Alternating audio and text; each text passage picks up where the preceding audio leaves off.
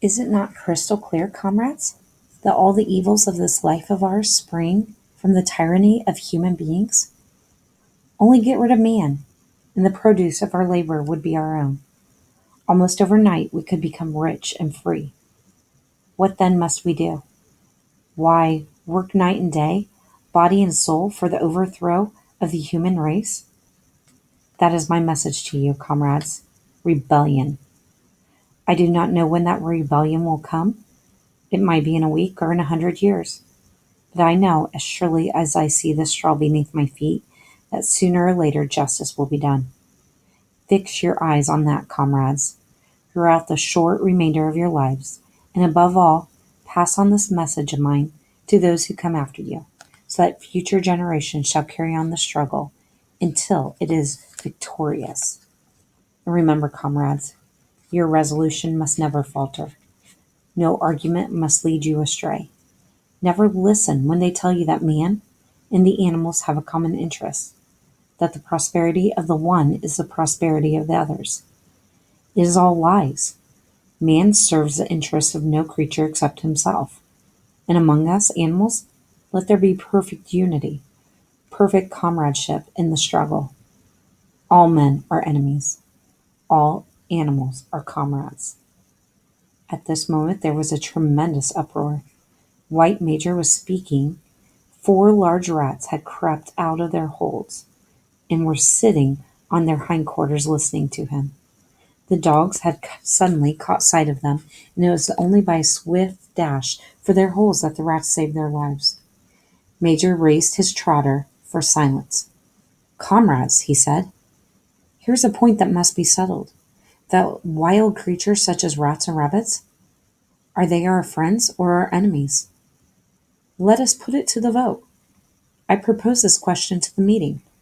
Are rats comrades?" The vote was taken at once, and it was agreed by an overwhelming majority that rats were comrades. There were only 4 dissentionists, the 3 dogs and the cat, who was afterwards discovered to have voted on both sides. Major continued, "I have little more to say. I merely repeat, remember, always your duty of enmity towards man in all his ways.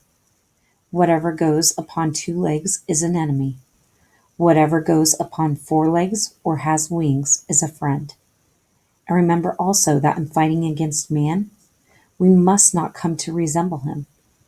Even when you have conquered him, do not adopt his vices. No animal must ever live in a house, or sleep in a bed, or wear clothes, or drink alcohol, or smoke tobacco, or touch money, or engage in trade. All the habits of man are evil, and above all, no animal must ever tyrannize over his own kind.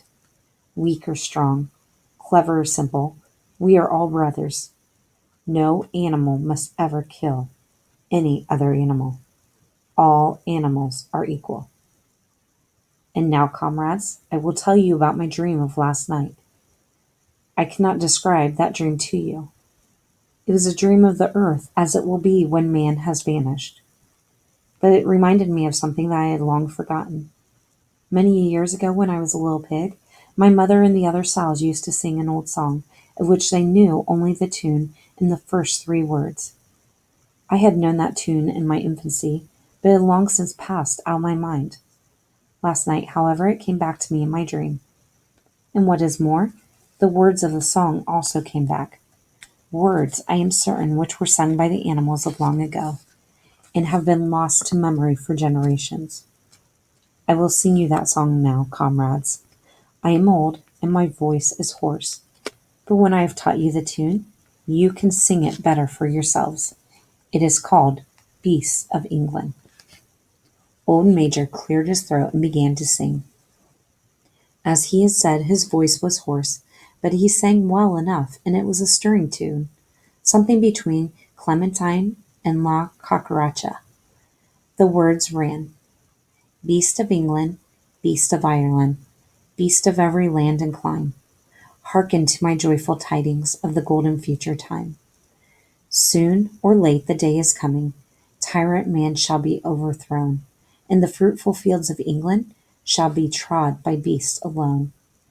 Rings shall vanish from our noses, and the harness from our back. Bit and spur shall rust forever, cruel whips no more shall crack. Riches more than mind can picture, wheat and barley, oats and hay, clover, beans, and mangel wurzels shall be ours upon that day.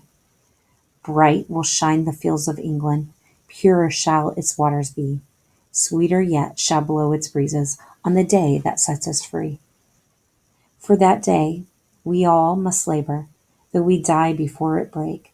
Cows and horses, geese and turkeys, all must toil for freedom's sake. Beasts of England, beasts of Ireland, beasts of every land and clime, hearken well and spread my tidings of the golden future time. The singing of the song threw the animals into the wildest excitement. Almost before Major had reached the end, they had begun singing it for themselves. Even the stupidest of them had already picked up the tune, and a few of the words, and as for the clever ones, such as the pigs and dogs, they had the entire song by heart within a few minutes. And then, after a few preliminary tries, the whole farm burst out into Beasts of England in tremendous unison. The cows loved it, the dogs whined it, the sheep bleated it, and the horses whinnied it. The ducks quacked it. They were so delighted with the song that they sang it right through 5 times in succession, and might have continued singing it all night if they had not been interrupted.